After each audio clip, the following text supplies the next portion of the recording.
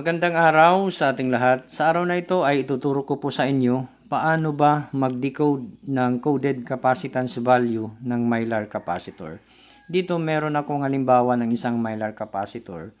Kung titingnan natin yung kanyang markings ay 2A203K. Isulat natin dito 2A203K.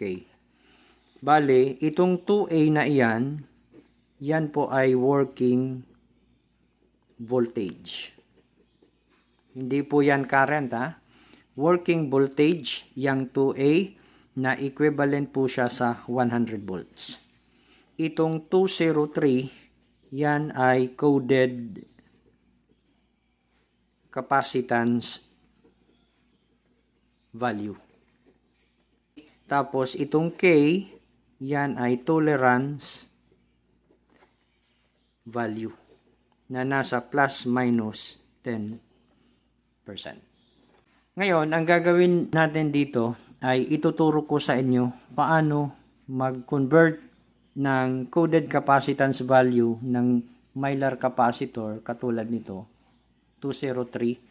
Convert natin yan sa picofarad, nanofarad, microfarad at saka millifarad. Sa pag-decode ng capacitance value ng Mylar capacitor, bale mag-focus tayo dito sa kanyang capacitance value o yung kanyang coded capacitance value. Dito meron tayong 203. So, kukopyahin muna natin yan. 203.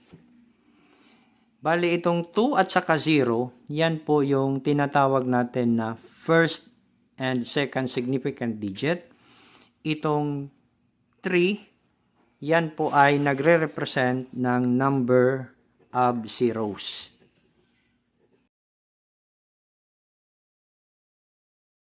So, bali, ang mangyayari niyan, magkakaroon tayo ngayon ng 2, 0. Itong 3, ay equivalent sa 3 0. So, ibig sabihin, dagdag tayo ng 3 0 sa 2, 3. Bali, meron tayong 20,000 picofarad.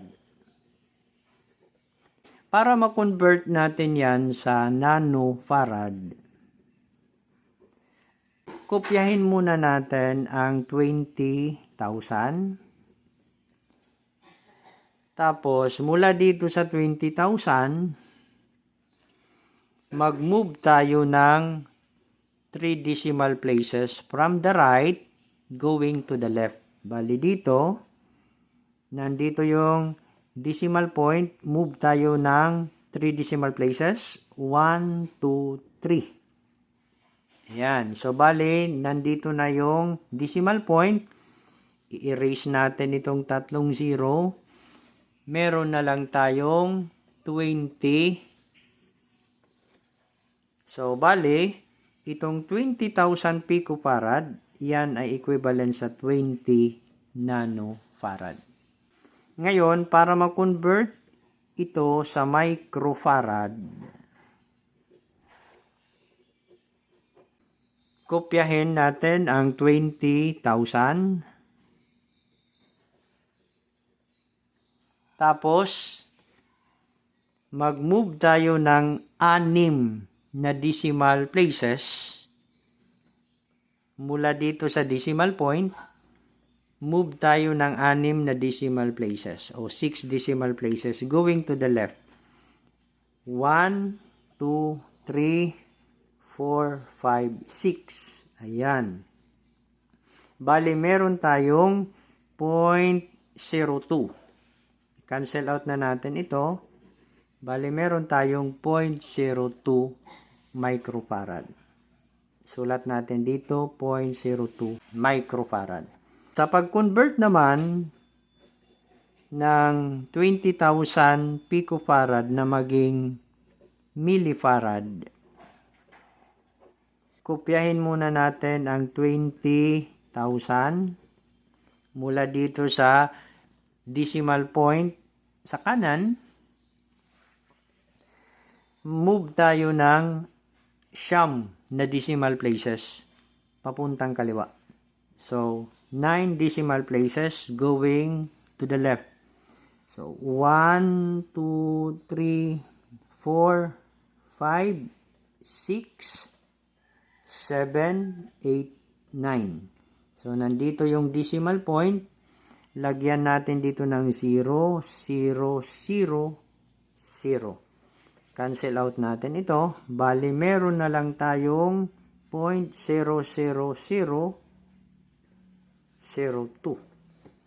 So, ibig sabihin, ito ay equivalent sa 0.00002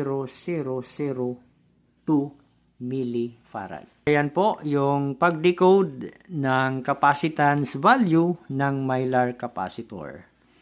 Sana po ay meron kayong natutunan at kung nagustuhan nyo itong video tutorial, maaari po lamang ay mag-like, i-share itong video, at kung hindi ka pa nakapag-subscribe, maaari po lamang ay mag-subscribe sa aking channel.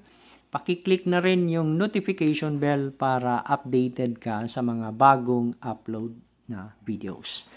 Hanggang sa muli, maraming salamat po.